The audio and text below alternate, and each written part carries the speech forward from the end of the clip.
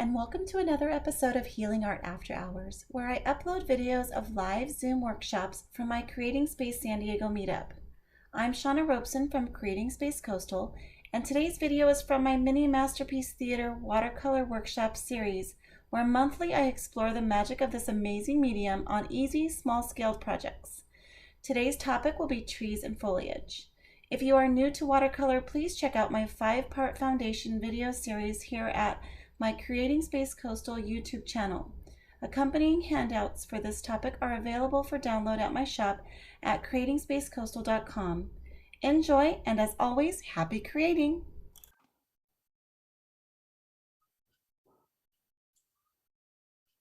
The first thing I'm going to talk about is trees. As I mentioned, today's subject is trees. And you can do this with, of course, any subject you want. But it's a good idea if there's something that you're interested in painting to really start observing the subject in real life. So whether it's through pictures or when you're out and about, just really observing. Are you guys all seeing the photo of a landscape, hopefully? Okay, I see a nod. Okay, good. Yes. Good. Okay, thank you. So if you look, first of all, if you're doing any kind of landscape, there's different parts of the painting. There's the horizon of the painting, there's the background, the sky, the midground, and then the foreground. So that the foreground is what's closest to you, the background is what's furthest away, and of course, the further away something is, the less detail we're going to see of it. But a lot of times, if we're doing landscapes, we want maybe a tree line in the background.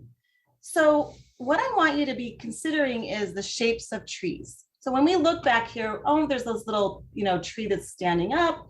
We can look at the shape of the top, kind of like a skyline of a cityscape. You can look at the shape of the top of this tree line. Now there's a mountain behind there but let's pretend that's not there and just focus on the shape of this tree line. You can see there's a lot of different shapes going on. Some are pointy, some are rounded, some have a little pieces coming out. If it's further in the distance, we don't want too many details, but just have a sense of this shape back there. You can also see that there's a lot of varieties in colors, the way the lights reflect. There's darker greens, lighter greens, and the shapes are kind of these almost little globes. They're kind of these roundy globe shapes in there amongst the trees. So being aware of that will help you when you create your trees. So start noticing and looking at pictures. Now in the foreground, we see a lot of details. Now we can start seeing the leaves. We're not going to see each leaf back here, right, in the background. So when it gets closer, the closer it is, we start seeing leaf detail. And so we want to think about that when we're doing our foliage. When it's further away, it's a more soft, more just bigger shapes, just lights and darks. And then when it's closer, we want to start adding details. So again, we see this tree line and, we're not seeing this huge up and down. We just see this kind of soft in the distance shapes, a few little highs peeking up. So, consider that. Also, you'll notice little bits of the trunks that we can see that's mixed in. And the further away it is, like here, we're not really going to notice that detail. But this is a little bit closer. This is more mid-ground, and we can see some of the details of those trunks. And notice that what we're seeing is the light that contrasts the dark of the green. And so you want to pay attention to that too. If you're doing a lot of darker colored trees, you want to bring in some of the highlight of the trunk and the lightness to be contrast with that. If you have dark trunks along with dark leaves or dark shrubbery, the green, it's going to disappear in there. So the trunks might be brown, but they might have some light highlighting it. So you're just giving an idea, telling a little bit of a story that, oh, there are some trunks in here. Here's a really far away scene. I mean, you see very little detail here. It's just a soft kind of fuzzy background. And that's the further the distance. So you see there's kind of a mist in between. There's atmosphere between where you're looking and where that background is. So the softer that is, it's just going to be a touch of color hinting at a tree line back there. And then the midground, you see a little bit more details. And then this is the foreground where you see every single detail. So you're telling a story whenever you're doing landscape, you're telling the story of where things are by how much detail you give, how much color, because the closer it is, the more vibrant the colors are, the more clear that they become. And the further away it is, the softer it is. This has kind of a backlight, so all the colors don't really change. You're just seeing a profile, a silhouette of trees, if you will. And so depending on the story that you want to tell, keep that in mind. But the way that you get better at doing this is by observing and seeing what is in nature if you're trying to make it be, more natural. Again, this is more in the background, and then here's the foreground where you see more of those details. Now this is closer and then farther away. See how this is really misty and barely any shapes, and then you start to see some shapes here, and then you really see the details all the way to the leaves here. So same. And then some trees are really funky. If you're focusing on just a tree, you might want it really like you're just detailing the tree.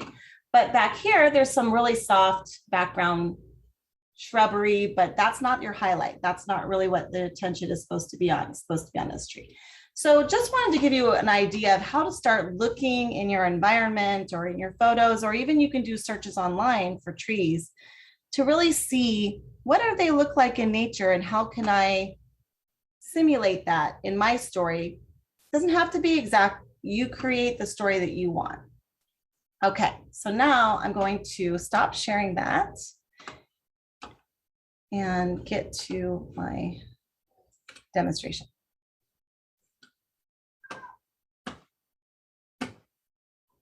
Sorry, technical difficulties. You know me, driving my technology, my biggest challenge. I'm an artist, not a techie. Okay, now.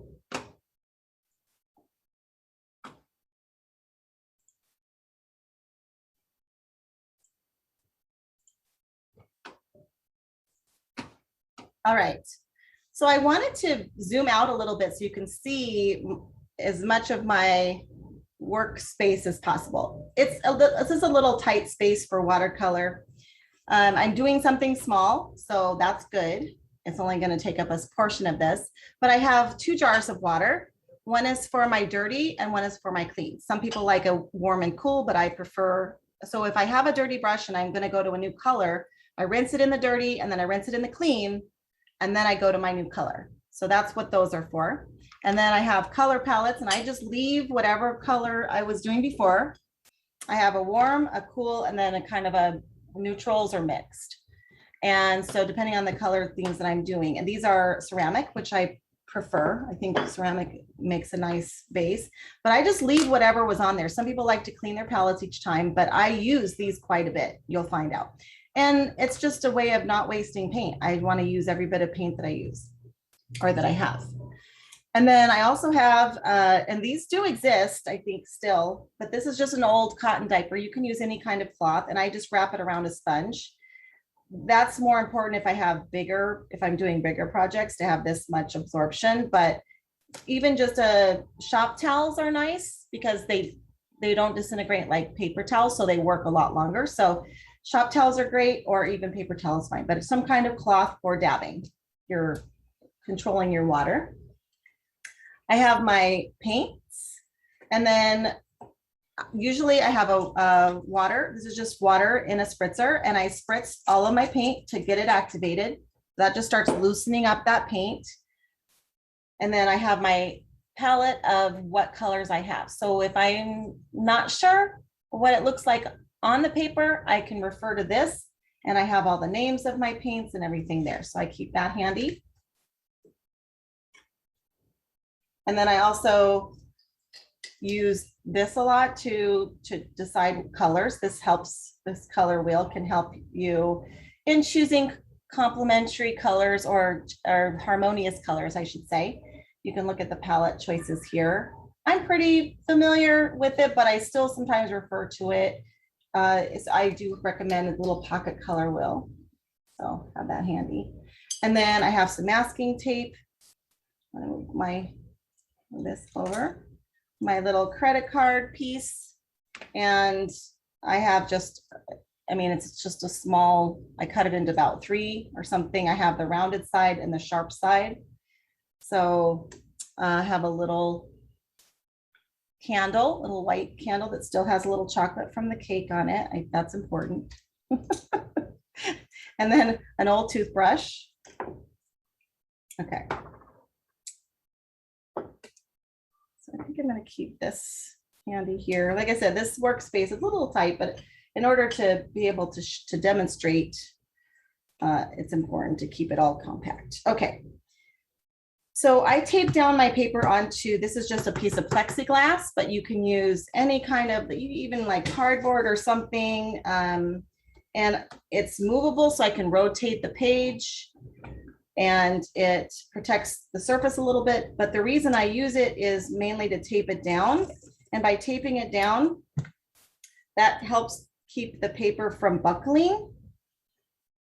Because when paper gets wet, the fibers expand. So wherever it's wet, it's going to expand. And since you're only wetting the top part, it wants to fold this way. It wants to buckle this way. It bubbles up. And this just helps keep it from staying distorted. And also when you're trying to work with it, it's tricky when it starts to fold. Then the color and the pigment all drain a certain way. So taping it down helps. I also like to tape it because when I tape the edges, that creates this nice frame around it. So that gives it a little bit of a clean edge. So I always tape it about 1/8 of an inch from the edge to make my frame. And run your finger along there to make sure it's sealed down, because if there's any opening, the water can run right in there. So, okay. All right, before I get started, oh, I didn't start did I start the recording? I think I did.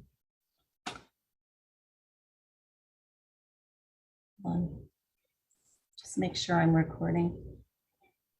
Okay, good. For a minute there, I thought, oh no, what if I didn't? Okay. All right, so before we get started, I just wanted to talk about the study of trees a little bit more. There are some basic shapes that trees tend to come in. So I did a little bit of a study just to have an idea. These aren't supposed to look exactly like them. They're just to give an idea of shape. So use one color. You don't have to make them fancy, but you can practice by doing that. So there's generally a round shape, a broad or spreading shape that's kind of rounded, pyramidal or like a pyramid, like pine trees, the oval shape. I think elm trees are like that, but I don't know which trees are which. So I'm not an arborist. So I call them simple, oval. So, but you can start researching them. Like what does an oak look like? What does this look like? So columnar are like a column shape, conical,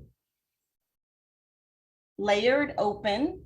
So see how it has those spaces between the clumps of the greenery, and then vase, which is narrow at the bottom and then opens wider at the top. Irregular, so that's just sort of random. The weeping willows have their own kind of a distinct look to them, as do palm trees. And then some of those spreading ones are like more flat. The top is flat. So as you're thinking about these shapes, you can add these different shapes into your background or foreground or whatever. Just play around with them and change it up a little bit. And it's a good idea to just practice these shapes and then practice some variations of color. And we'll talk about that. I'm going to be doing some fall since we're in fall.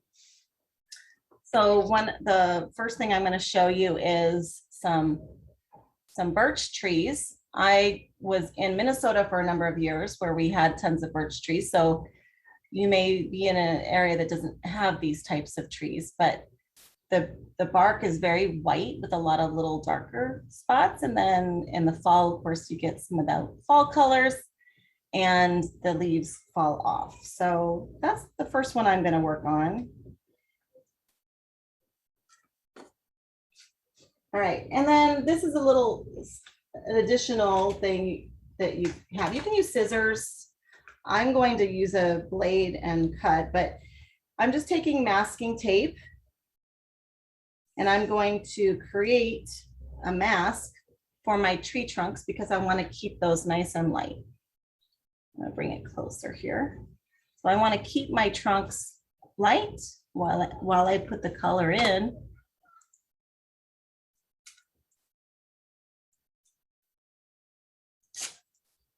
And I've taped it.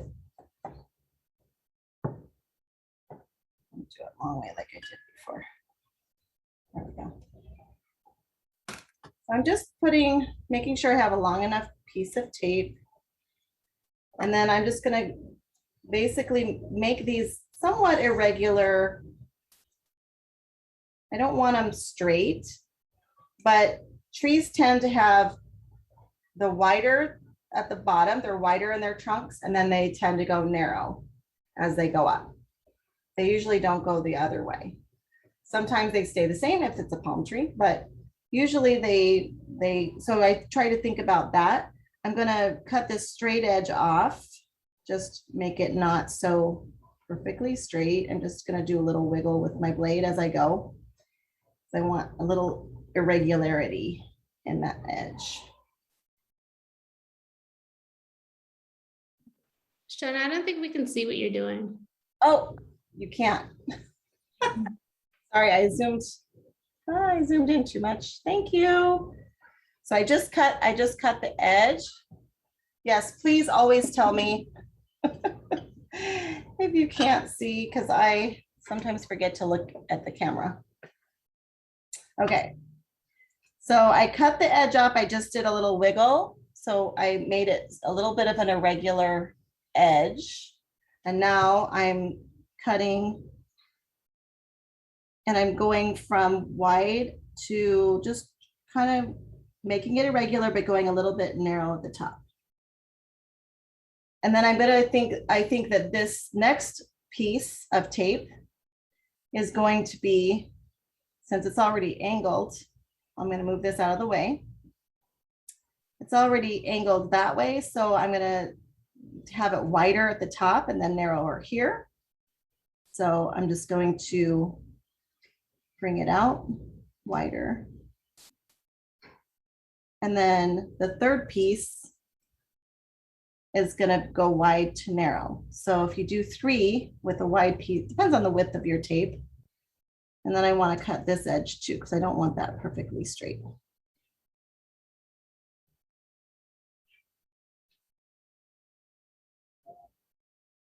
Okay.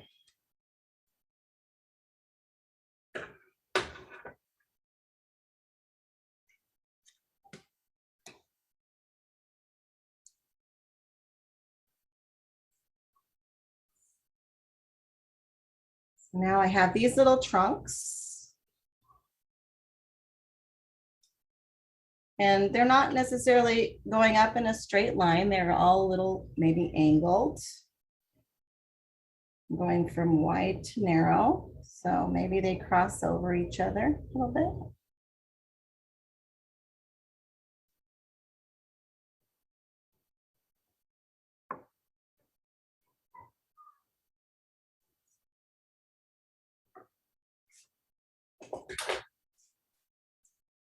Now you can use masking fluid if that's what you have and prefer.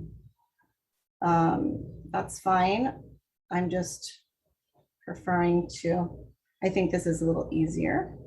And then make sure to run your finger down there to seal any edges so that you don't have open edges, because the paint will just go right underneath those open edges. Okay.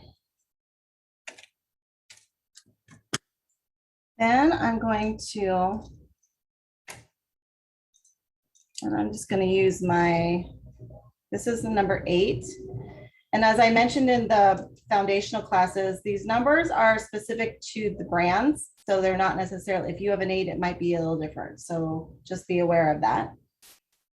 And of course, depending on your page, you might want a bigger brush. So, just pick what makes sense, but you can see the size of the brush based on the size of my palette. I'm gonna just wet the brush because I want wet on wet, especially for the back, because I want softer shapes for that background. So I'm going to just add a little bit of water at the top third. This is my horizon line. Just make sure that there's enough water so I can get some movement. And now I'm just gonna pick up some pigment. And I always start with the lightest color typically first. So the lightest shade that you want up there, I'm just picking up this cadmium yellow, just kind of a medium, kind of a neutral yellow. And I'm just dabbing that in. And because that's a little wet, it's going to move that paint a little bit. And now I'm going to add, I'm not rinsing because these are all yellows, so I'm not too worried about contamination, but I want to add a little bit of maybe some yellow ochre, maybe a little bit of this new gamboge. So I'm just adding a little bit more different colors of yellow, and I'm just touching those in too. So I can get some variation. And you'll notice that some paints tend to move a little bit more than others. And I'm gonna smooth out that edge of that line.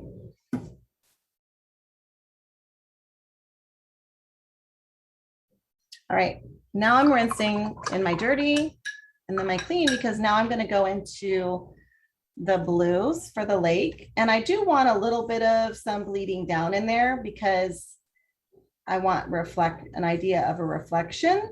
So I'm gonna still, while this is wet, go ahead and start adding some blues. And I already have some blues in my palette here. Actually, I have my blue palette's over there. So I'm just gonna grab a little bit of some old paint and just starting at the top, I'm gonna touch it into the previous color and then bring it down. And then I'm getting a little water on my brush to soften that. And then I'm just gonna bring that down, softer, a little bit too much. Color.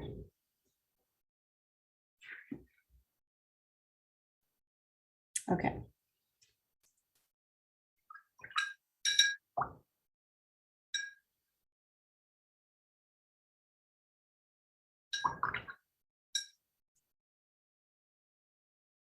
Okay, so when I start to add this part, I really don't want as much bleeding into that. So I want to really let that dry. This, I want to kind of give an idea of, like I said, some reflections, some other tree line colors.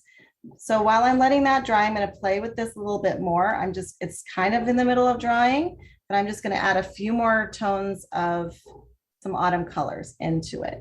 Maybe a little bit of raw sienna, a little bit. I'm just going to touch that in there to kind of in different spots, just to imagine that there's different trees. Some are this color. And then maybe a little bit of some burnt sienna.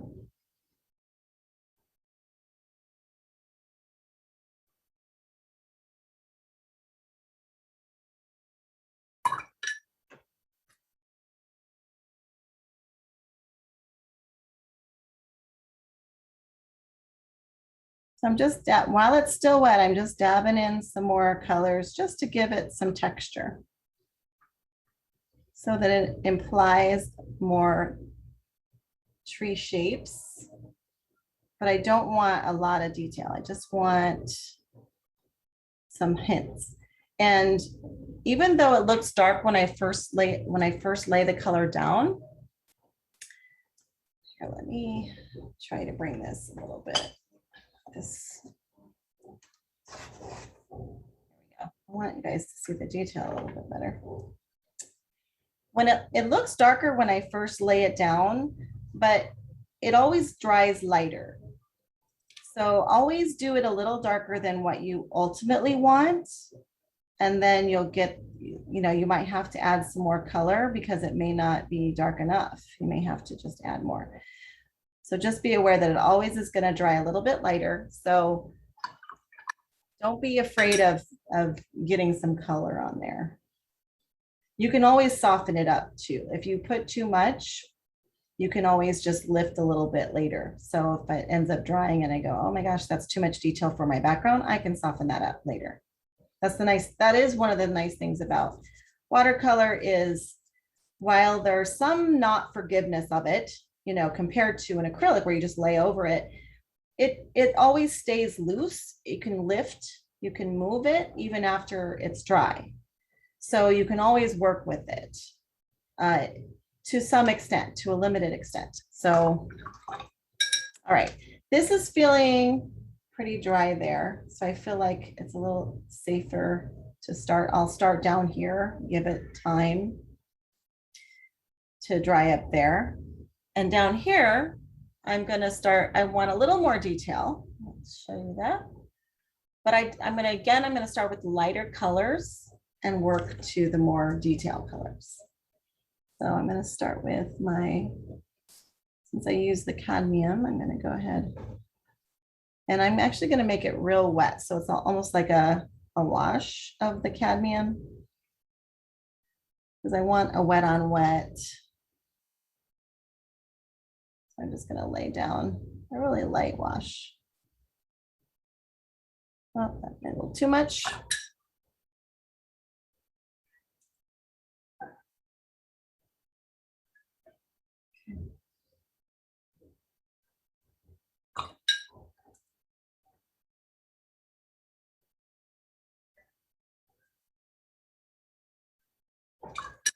And then I'm going to just drop in those darker colors and let them mix and mingle.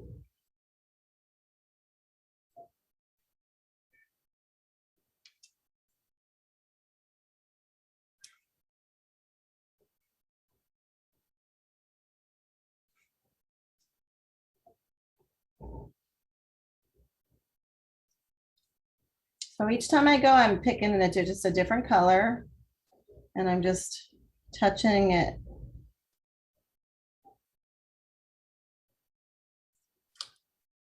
Touching it in and letting it mix and mingle.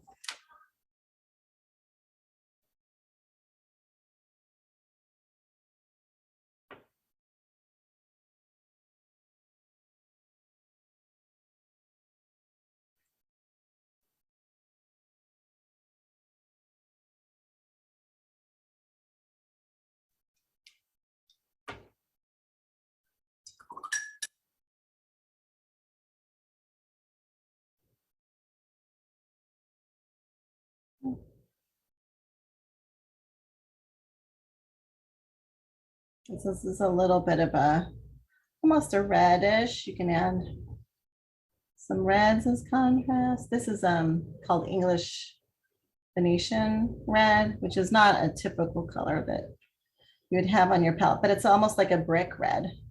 So I thought that's a nice color. Just randomly tapping in colors.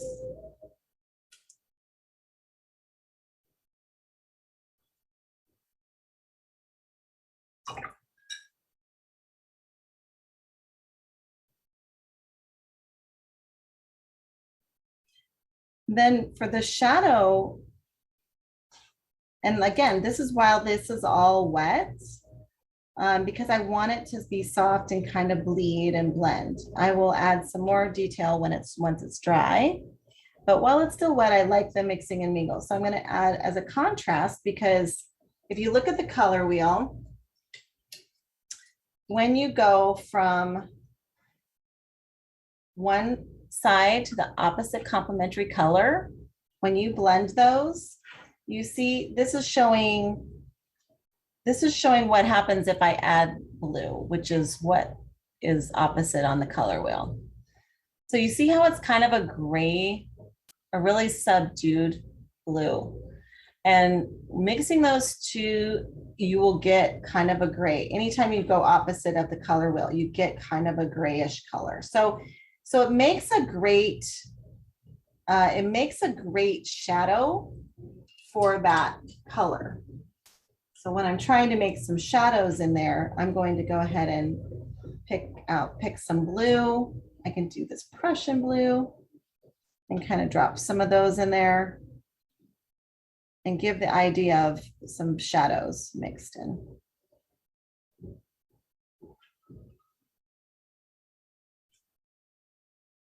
And it adds a little contrast, but also, like I said, it implies some shadow and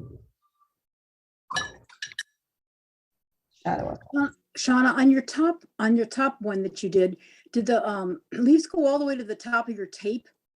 So because I left some white up there, but I guess yours, I'm looked at that the tape was no, mine has some white too. Just a little bit. Yeah, just a little, kind of like a bright sky behind there with no color. You're not gonna make blue or anything. That's okay. No, it's not blue. No, you can, but I want it to just be like, oh, that's just really bright sunshine. So I'm just letting that create a shape there. Because if you do blue, the thing with blue right at the top is it's taking your eyes off the page, you know, because it's like this little spot of blue. So I like it open, and it just implies that, okay, there's just this really bright, maybe the sun's back there, or just a really, really bright light coming through. So that's how I see that. But if you had more sky open up there, then maybe I would add a different shade of blue, like maybe a brighter shade, but I don't want it to compete with my water. Gotcha. So that's how I'm doing it. Of course, there's, you know, do it what speaks to you. One thing you'll notice when I do this wet on wet and I add this gold, and because the blues, I added the blue while it's wet, what happens is, and I don't know if you guys can see this, but I wanted you to be aware. What happens is this yellow will actually wick down along this tape. So I'm getting this kind of orange frame around the tape. And I'm okay with that. But if that bothers you, you can do a couple of things. You can lay down a little more blue over the top. So just a little bit of, you know, some blue tones to soften that up. Like I can just lay down a little bit more. And that gives, and that dry brush effect, because I don't have a lot of paint on my brush, is giving some movement on the paper. Let me bring this up so you can see. So I did a little bit of dry brushing, so you can see some contrast movement in the water. Let's see if it, and you can see less of that yellow along the tape line, because sometimes that yellow will suck down along, it'll follow the tape. It's a little bit there, but like I said, in the end, I can always I can resolve that in another way, but that can happen when you're using the wet on wet. It wants to follow the follow the tape. So. Okay, and I'm just going to keep adding some more. Oops, let me get this over a little bit. There we go. I'm going to keep adding a little bit more details down here. Just dropping in some shapes. And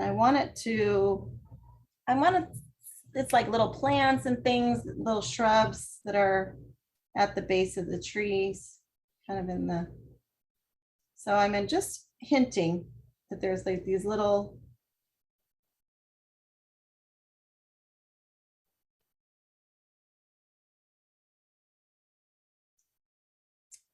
plant shapes. And I can add details once it's all dry, then I can add some more details, because it's still a little bit wet. So these are going to soften up. Some of these are going to soften up, but some of them won't, depending on how dry the paper is right there.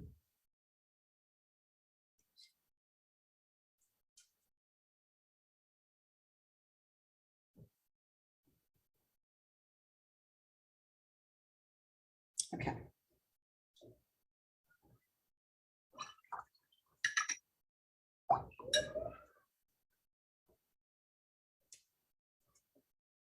Now I'm gonna, normally I like to just let it dry on its own, but you know, for the sake of brevity on the fact that we're trying to, you know, do the class, I'm gonna dry it with the hair dryer. So let me pause my sound.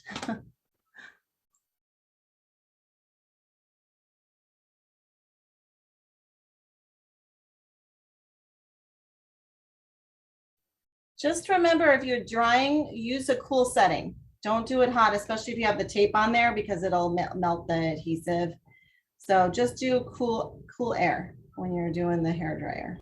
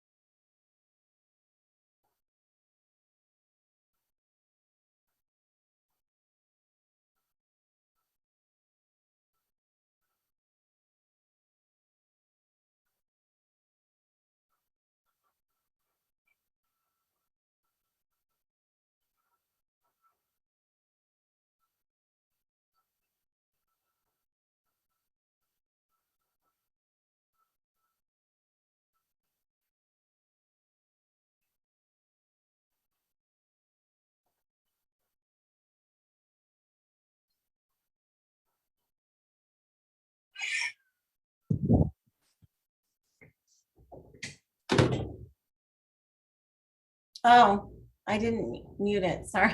I thought it was muted. Sorry about that. Okay. So at this point, I'm going to go ahead and remove my masking tape and see the magic underneath. Like voila.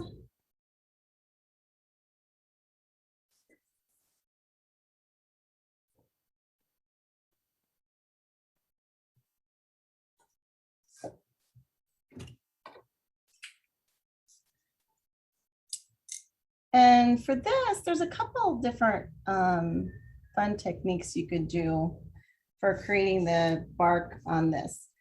So you can take the credit card and make up a, let me pull this back a little bit, make up a wash of, like, I'm going to use some indigo, put it on my palette, and then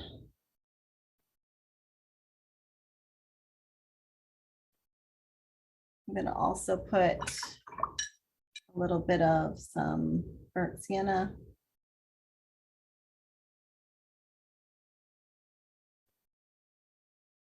Because remember, those two together will make kind of a gray.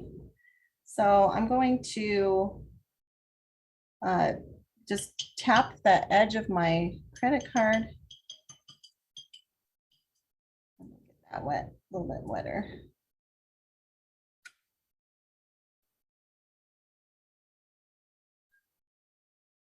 Where am I? There we go.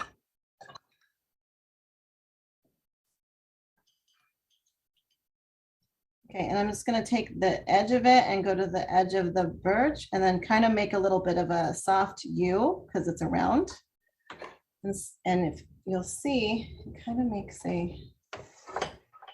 these little lines on the trunk. So you just kind of do a little bit of a scoop motion, and you get these random points from the edge and just round. Which colors did you use? I'm using the burnt sienna and the indigo. So a blue and a kind of a, it's almost a rust color. And I'm not taking it all the way to the other side. I'm just doing a little bit of a curved shape and stopping before I get to the other side. Now this tree is crossing over, so I'm going to kind of see where that bark would be and do the same thing. You can mix it up. You can do sometimes always blue, and then you can add a little bit of the other one. So just play around with it a little bit. Now you can also, if you don't have the credit card, you can also do this with a flat brush.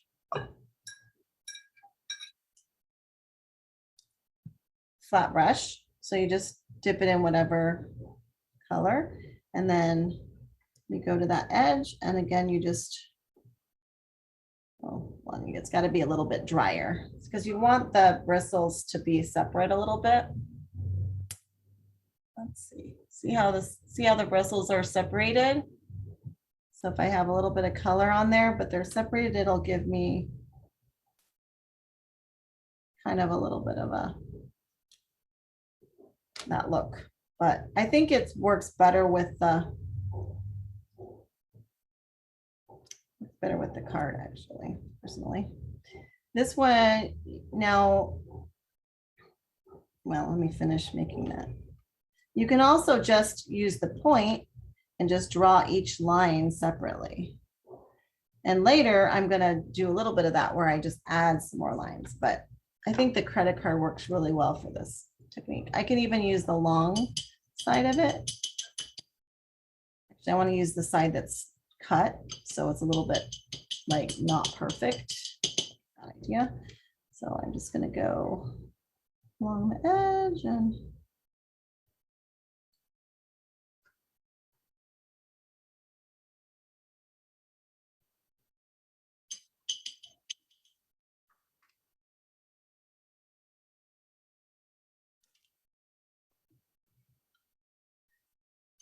and then you can even dip just the corner if you want to make, you know, a single line.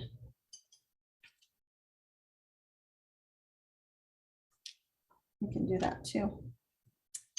I think the short edge, I think, works the best though.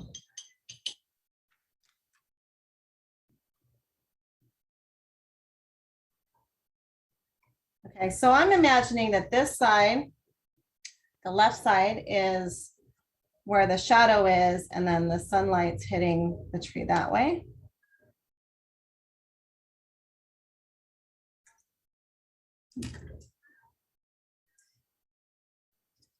If I want to, I can, this tree trunk is going across this way over this is in front of this one. So I want to draw in some of those shapes just with the tip of my round brush, like coming from behind that tree. So I can't really use the straight edge to do that, but I'm just gonna say, oh, this is from this tree. Okay. You can't even do it with the round brush. You can draw a line of shadow along that edge and then just draw each stroke separately with the tip of the round brush. And I'll be adding some darker strokes doing that way. But I like the randomness of using the card. I think that's kind of fun because you don't know what you're going to get. All right, so now I'm going to create a shadow on that side. I'm going to add a little bit more indigo. And a touch of that burnt sienna. And I'm going to make sure I don't have a lot of paint because I don't want it to be really, really strong. So I'm gonna dab off. So I just have a pretty dry brush so it's really controlled. And I'm just going right along that edge of that.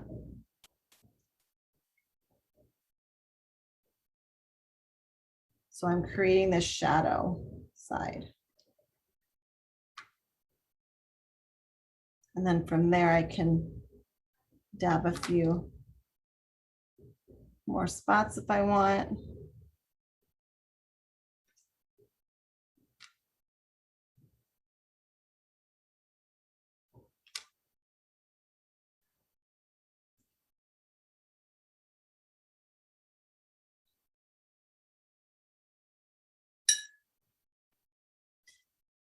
And then I want to create just a really light, just like I rinsed it and there's just a tiny bit left of that color that's on my brush. And I'm just going on the light side to soften that brightness a little bit, just to say, okay, it's round, that trunk is rounding. So we get a little bit of, it just softens it so it's not ultra white over there. But I don't want a dark like on the shadow side. Now this trunk is in front of this tree. So maybe there's a little shadow that's causing on the other tree. So I'm gonna zoom in a little bit. Let's see some of the detail. So I'm putting a little bit of shadow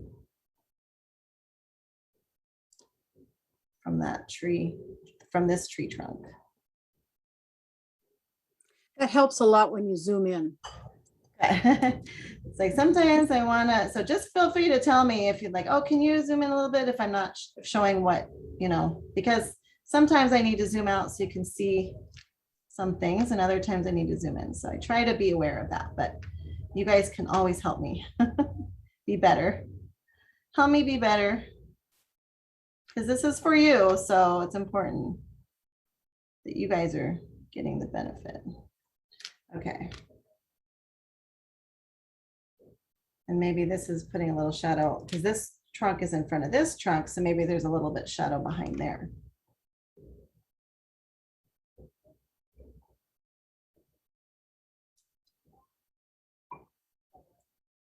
Now, if I lay something down and it's too stark, I can rinse my brush with a clean brush. I can just, while it's still wet, I can just kind of soften it. Oh. So if I make something that's just too harsh, like I don't want that to be like a line, you can soften that up. Okay.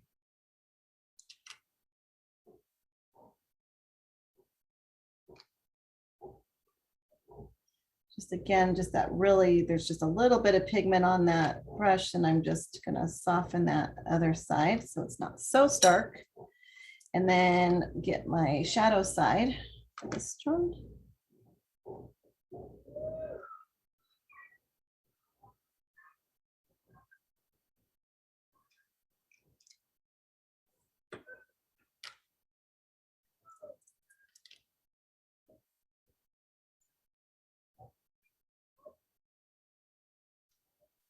Taking the shadow over a little bit. There we go. And then if I decide I want a little bit more shapes on the trunk, I can just pop them in. Random. And I might even want to go down. I'm going to Payne's Gray, which is even darker. I just want to create some darker shapes in there. No more contrast.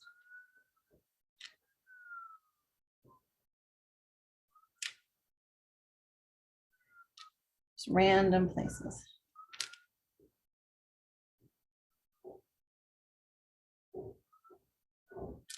Trying to get it is concentrated pigment, but not real wet brush. Like I want to have really good control with my tip. See how sharp that tip is? If you have a nice quality round brush, you'd want that really fine tip so you can get these little details. But if you get too much water or too much wetness, then you're not, it's going to lay down too much and you don't have that control. So you just want like almost pure pigment and very little water.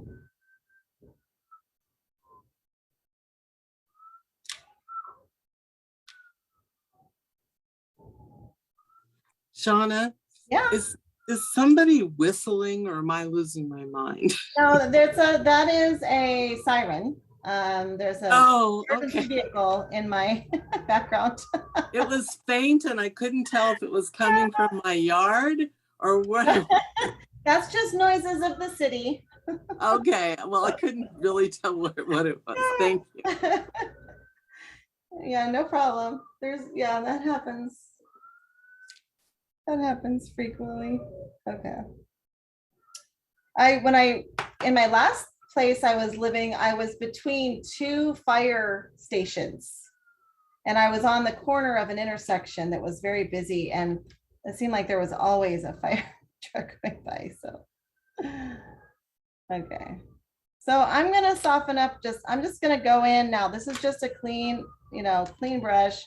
I'm just softening a little bit. I don't want so many like, harsh shapes. So just kind of going in there, not too wet. Just softening some of the areas.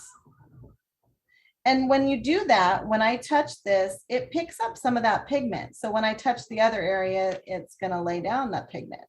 So be aware of that because that pigment is always loose. So, okay. I feel like those guys are good enough. Okay, now I want to do some branches. Now this is best to be done with really fine, like a rigger brush. Let's see what I have in my. So a rigger brush or a script brush has really long, just a few bristles. So when it's wet, it's really, really pointy. So I want to do some branches that are going to come out. And I want it to be really fine and delicate branches. So I'm going to use this, and then that's going to give me a little bit softer look. And I'm going to use a mixture of, I'm going again with that indigo and that burnt sienna. I want it to be dark, and I want to have real concentrated because I can't, it's harder to lay layers of this, and I want it to be pretty dark. So I saturated, here, let me back this up so you can see, or here, I'll do it this way. So I made a really saturated wash or puddle of these colors, and I'm just kind of mixing that in. I don't want a lot of liquid on there, but I just want it really concentrated. And because I want it to be really high contrast. And then I just start from wherever I imagine a branch is kind of coming out, and you lay the rigger, the direction that you want to go. And then it holds a lot of pigment, so it can go for a long way. So I'm just gonna kind of wiggle this around and lift as I go, and as you lift, it'll go thinner and thinner. So I'm just creating some, kind of wiggle it to make it not perfectly straight, although birch trees tend to have fairly straight branches, but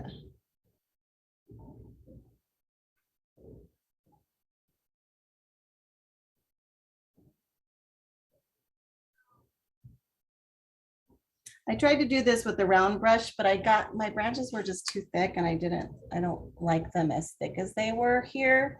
So I decided that, I mean, this is what this is designed for, but you can use the very tip of your round brush and just random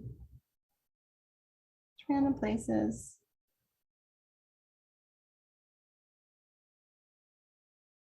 They split up and then lift as you go to get really light trail, because you want them to go from thick to thin as well.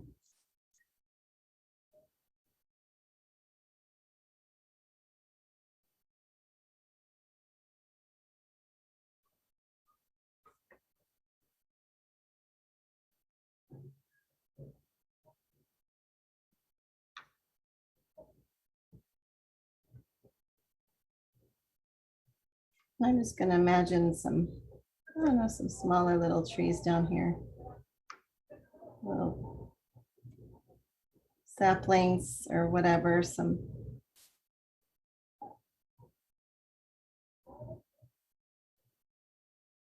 A few little those, just to make it interesting. All right. Now I want to add a few leaves, you know, maybe they didn't all blow off yet. It's not quite winter, we're in fall. And so it takes a while for the leaves to get up. So I want to add a few little leaves in there, and I can do it a number of ways. So I'm going to show you a few ways. There's probably more than what I'll show you, but I'm going to show you a few ways to do that. Cleaned up real good.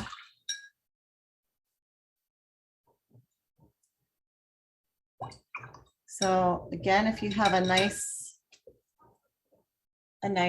round brush, this is my smaller, this one's a 6. I can just basically take whatever colors I'm going to do, using the same colors I've been using. I'm just going to dab them in. So I can just dab in some random leaves.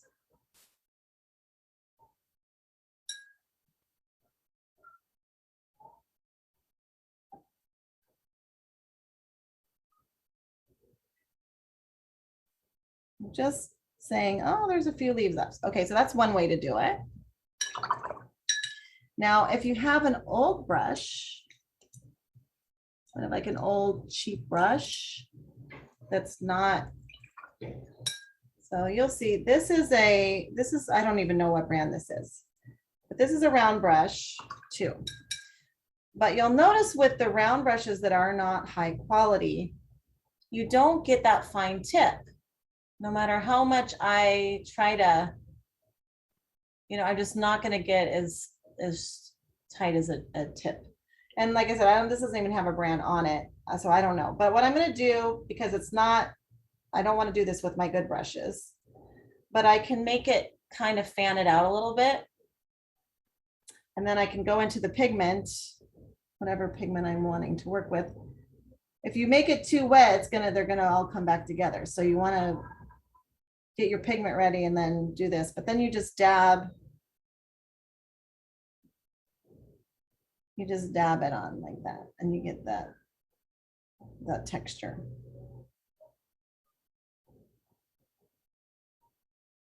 Okay, so that's one other way. All right, another way is you can,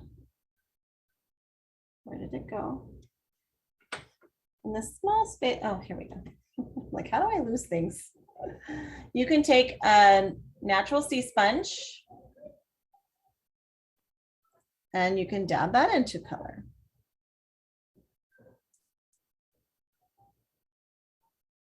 So I think I'm gonna dab that into my raw sienna. Okay, and because I'm doing such a small area, you know, I want to make sure that I have some really small shapes, because depending on where I use, it might give a different look, but this has a pretty good look to it. So I can just dab that on there. Okay, and then another way that's kind of fun to imply that is the paintbrush. So you do a splatter. Now be careful, because it'll splat, it goes a lot of places. So you might want to protect the other areas of your painting where you don't want this to go, because it's hard to control. So I'm just going to put this in a dark color. Let's see, I'm going to put this in my burnt sienna, or maybe I'll even use some burnt umber. I'm just mixing up some different colors. And then you flick it. I'm going to show it like this. You flick it. See, and it's going to make these little spots on your page. So I'm just going to flick it.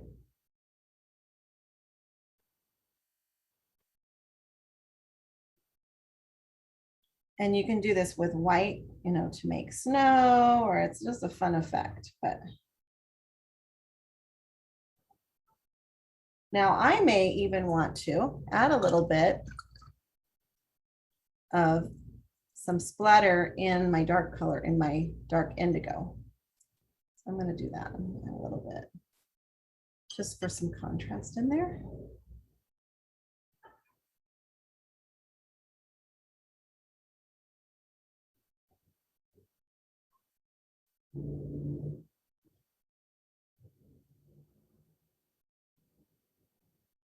Not a whole lot, but just some.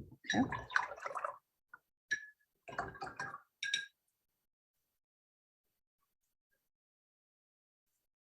All right.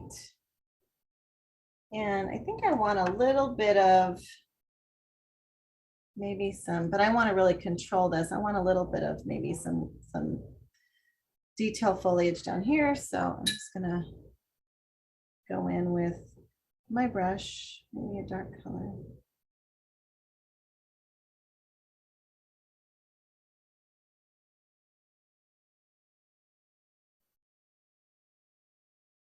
This is the, oh, that's sepia. It's lavender.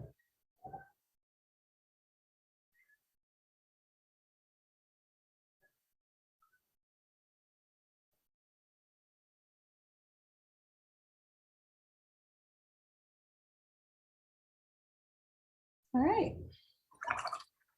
I'm gonna call it. Okay. Then the last part is remove the tape. And let it dry. It's better to let it dry before you remove the tape, but because you may want to add some things, but because I want to start my next project, I'm doing this prematurely. So now be careful with the tape. If your tape is really strong, then you can do a couple of things. Before you put it down, you can put a little, you can rub it on your clothes to reduce the stickiness of it. You can also do a little bit of heat with the blow dryer, and that'll soften the adhesive, but you don't want the adhesive to stick to your project. So just be careful not to do too much heat, but that can soften it a little bit so it doesn't tear your paper, because that's the thing you don't want to do. So go slow. Like I think that picked up a little bit of paper there. So just be really, really careful when you're removing the tape, because after all that work, then you don't want to mess it up in the last step. But the cool thing about these little tiny pages is it's really small. It's not a lot of paper. It's not a lot of material. So even if I had to start from scratch, then, and then there you go. That's a little autumn birch trees. Okay. Now, and then here's another, well, here's the original one that I had showed before. So see, they're different. Every time I do it, it's going to be a little bit different. Okay, I'm going to set that aside so it can dry. Any questions before I start a new project? Here's another example of some birch trees. And this is with that splatter effect. Like I did pretty much all of that. All of the leaves was a splatter, which is some fun color. So you can follow them. Any questions? Okay, no. All right, next, let's see, we are at 3:18. So this one's a little quicker, so that's good because I want to stop at 3:30 and give us time for show and tell. So let's see how far I can go. So we're going to do something like this. And this is more of an open tree look.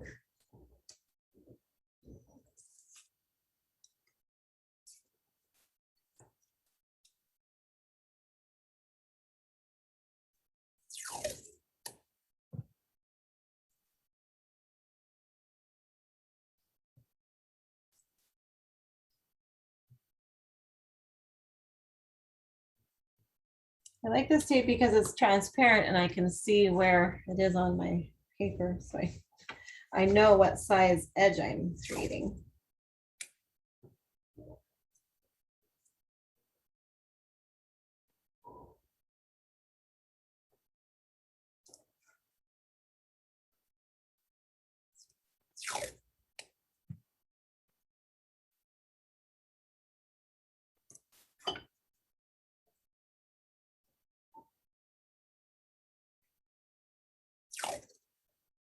And you could also have a big sheet of paper and then just tape off little squares. Like if you did it on a journal, you could just run the tape across and then make a bunch of paintings on one page. If you don't have plans to use them for anything, I will add this to a greeting card.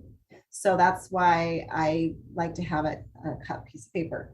But you won't get the buckling if it's on a bigger sheet. And then you can still put the tape down to give you the borders. And then you could do several on one page. So that's a fun way to do it if you're just, especially if you're just practicing and you're just doing maybe a tree study or whatever, where you're just trying to practice the techniques. Okay. Where did my original? Oh, okay. So in this one, again, I'm going to just start with, I'm actually going to start with the bottom. The horizon line is here. And this is the sky. I'm not going to add any color to because I want to focus on, like I said, it just kind of looks like a bright sky. And then it's just a little bank. And this is one of those open trees. So pretty simple.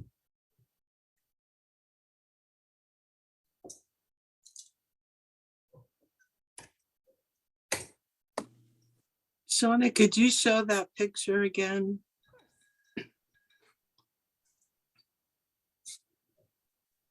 Thanks.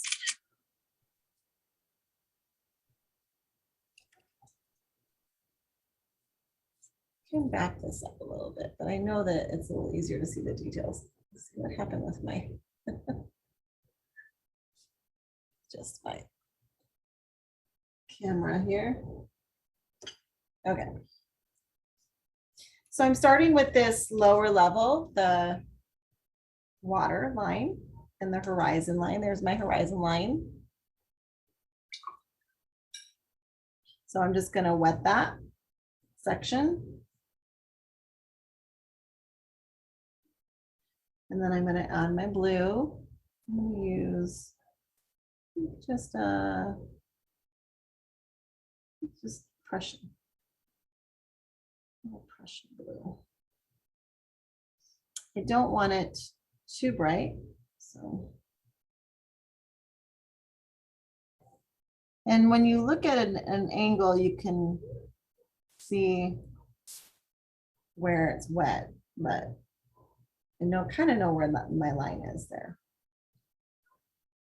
And then this bank is just over the top of that. If I add a little bit of some yellow, because yellow and blue makes green. So I'm going to just add maybe some yellow ochre to create that bank area.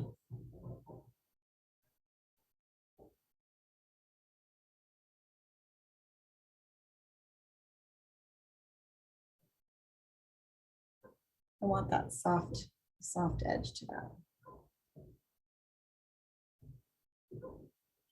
All right.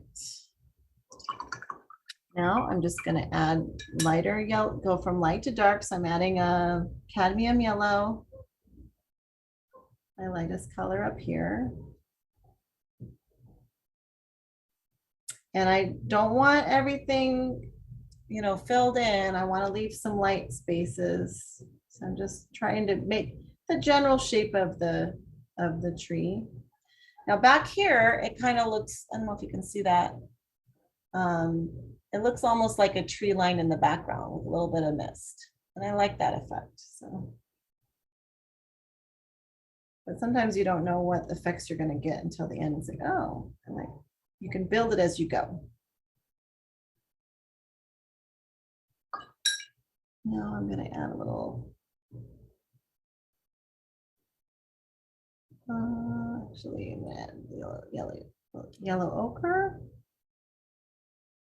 Let that dance around.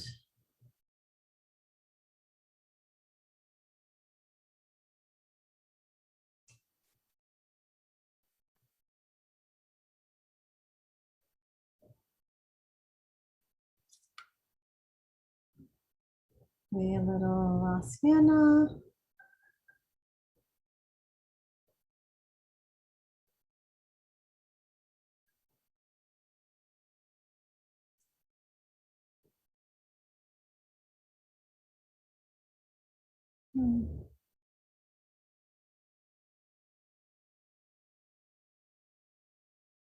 That's some fun shapes.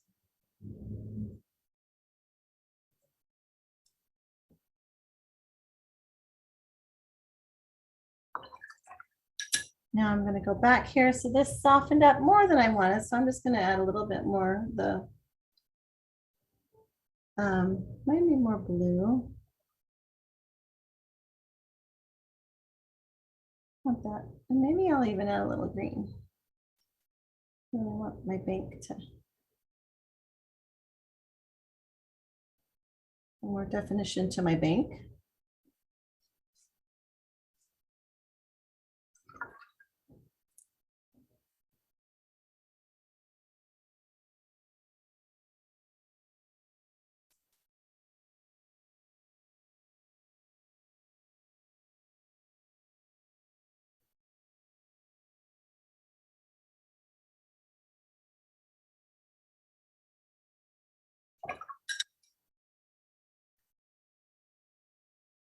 And before I add the dark trunk, this does have to be, pretty dry. But I think I'm going to keep adding a few more layers of some darker, just to get those shapes that I want before I get to the trunk. So just mixing some neutral tones while it's still wet. See how they just bleed out great shapes.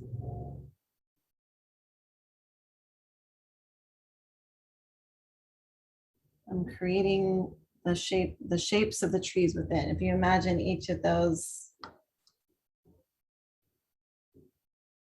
branches, and you have the underside, which is more shadows, and then the top part that maybe catches the sun. So just by touching in some different tones, different colors, you get that texture.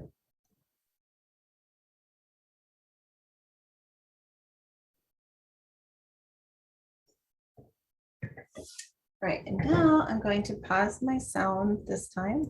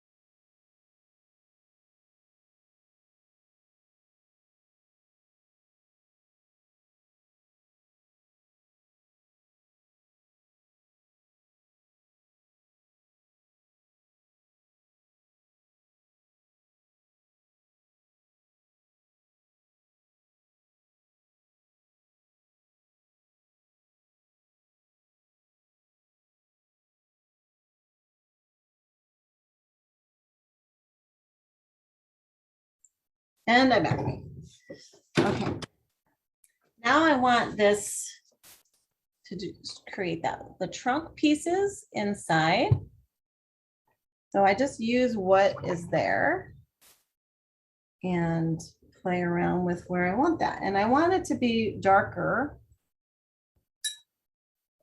So I'm going to use this raw, I'm going to add raw umber to my mix here. I like it to be a little muddy. Like I don't like it to be just one color typically. I like to kind of mix it up, but. All right, so I'm just gonna say, I got a tree coming up here, got a trunk.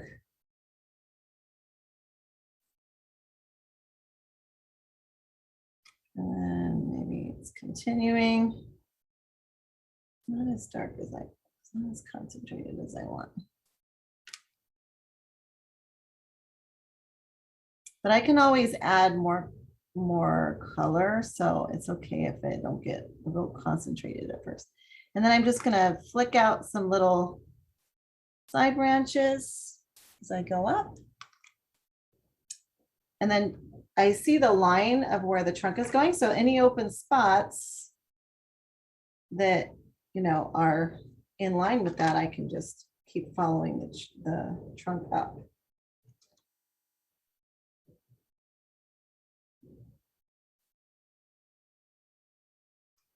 And then I've got another tree maybe over here.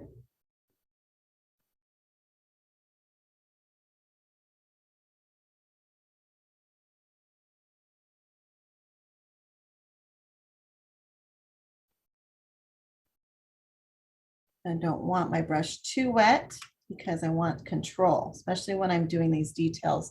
You want to make sure that you have good control. And with lots of water, you don't get as much control. So you have to be, you want a lot of concentrated pigment, but not a lot of water.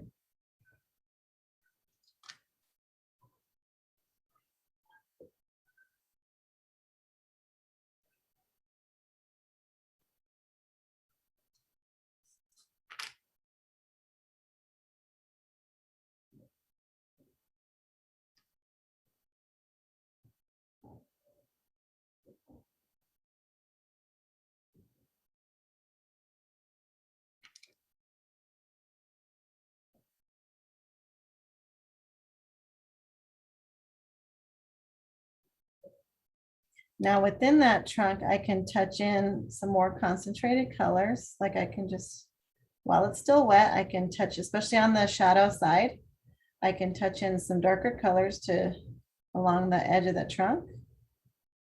And they bleed across to give that some texture.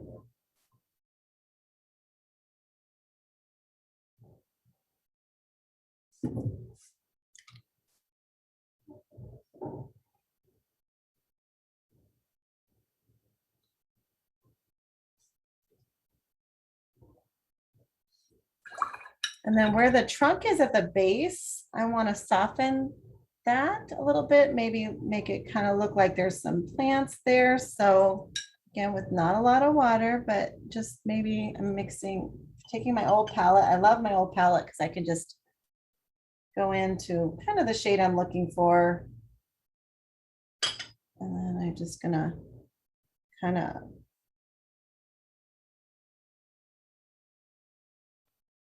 a little something at the base. And if I feel like it's too high contrast, like I felt like I want a little softer than that, I can just clean my brush, dab it, and then I can soften it up, move that paint around. See, that's not quite so concentrated right there.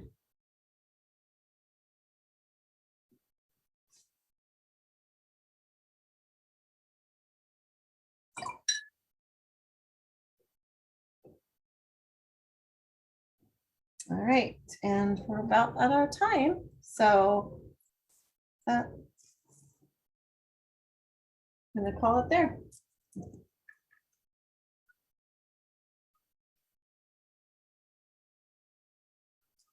Although I feel like this guy is a little outlier here. See, he's kind of floating in the air. So I'm gonna just soften him up.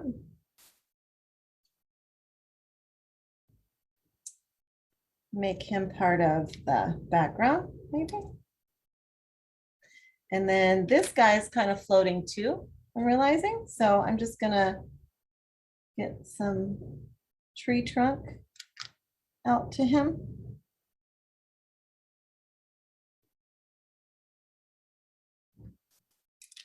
Bring him into the fold a little bit. There we go. Now he's part of that tree. So yeah, you just look for those kind of details. Oh, is something not feel right to you? And it doesn't have to be realistic. It doesn't have to follow exactly the rules. But when you look at it, you'll go, something's not right. And then, you know, the more you practice, the more you start to notice, oh, this thing doesn't make sense here of my story. It's really about what story you're trying to tell. So, all right. And it's still got to dry, but there you go. Well, there's some like a fall trees on the bank. Okay. Now I'm going to that aside to dry. And where did the other one go that I was trying? I want to show you it dry, but I don't even know where how do I lose something in like 3 square feet of space? I just don't, I don't know how I managed to do that. Oh, there we go. Okay, so this one's dry now. So you can see. And if I wanted to, I could fill in the foliage up here a little bit more. But I don't mind that it's open. I like just the hints of the little leaves. So for me, I think I'm just gonna keep it as is.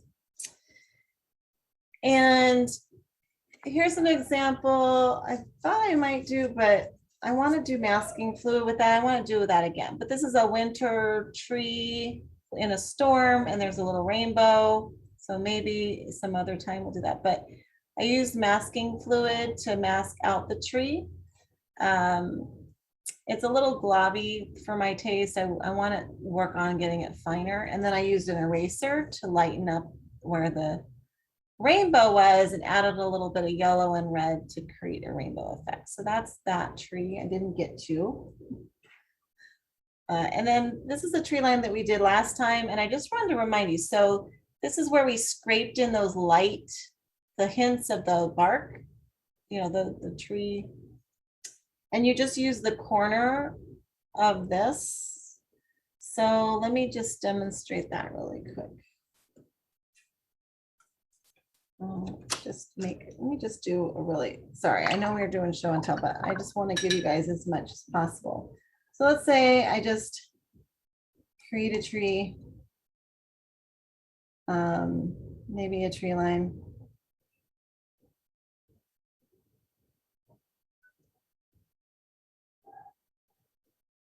And how I would do a tree line is I'd start with one color, I might add another color. I might add some yellows. Actually, I would probably start with yellows if I was going to add yellows, but you just want to vary your colors. And then you take while it's not real wet, this is probably too wet right now, but after the shine is gone, so there's a little tree line. Look how quickly and easy that was. I leave a little bit of white space in there just to, you know, give some contrast. And then once the sheen is gone, so if you look at it from the side, let's see, you can see it's really, really shiny, really wet. Once that goes to almost like a satin, then you can use the credit card, the corner of the credit card, or anything sharp. You can use a palette knife or like a little X-Acto knife too. But again, the credit card is magic. Then you can just scrape that out. So trying to dry that a little bit. Let me use let me cheat. I don't want to dry it too much. If I can, no.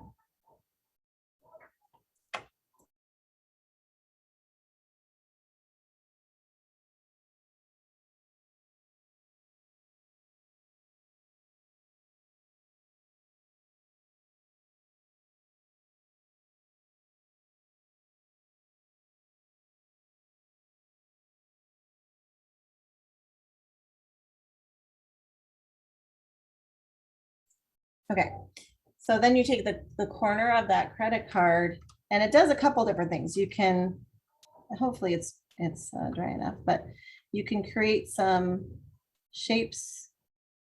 And if it's still wet, it can actually make the shapes darker as the paint goes into those grooves, which it did there. So it's maybe a little too wet to do the other technique I was showing you still, but that actually works too. So in the lighter spots, you can, and then you can also move the paint up. So let's say you want to make like some dead trees going up, you can actually create that effect. Little branches. I don't know if you're seeing. And then I'm still waiting on it to get it's starting to be dry enough, but not quite. If it fills back in after you scrape it, then that's too wet. So you just got to get that shine off. I'm just trying to hurry because I'm trying to get to show and tell here. But play around with it at different levels of wetness because like I said, this actually adds a little bit of interest too.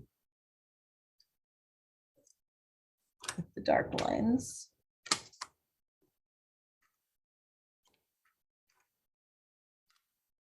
It's taking forever to dry. Could you put the old picture up there until it dries?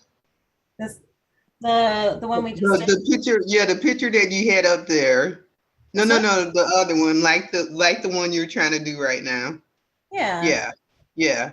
So see how you have those little light, that's just from scraping in when it's just almost dry. You just scrape up and you can create the like highlights of the trunk. But unfortunately, that only happens once it is definitely a matter of getting at the right time. Looks like it's done. There we go.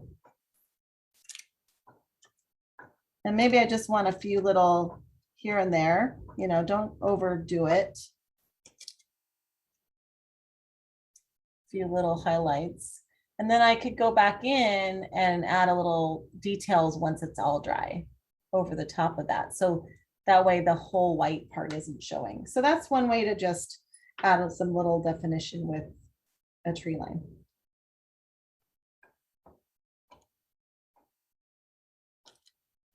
So, okay, I'm gonna stop talking now. So Thank you so much for watching this episode of Healing Art After Hours. You can download materials related to this topic, including PDF notes of PowerPoint presentations, at creatingspacecoastal.com. Don't forget to like, subscribe, and share if you found this content helpful, and join me for the next video here at my Creating Space Coastal channel, where I hope to inspire you to create space in your life for fun. Thank you.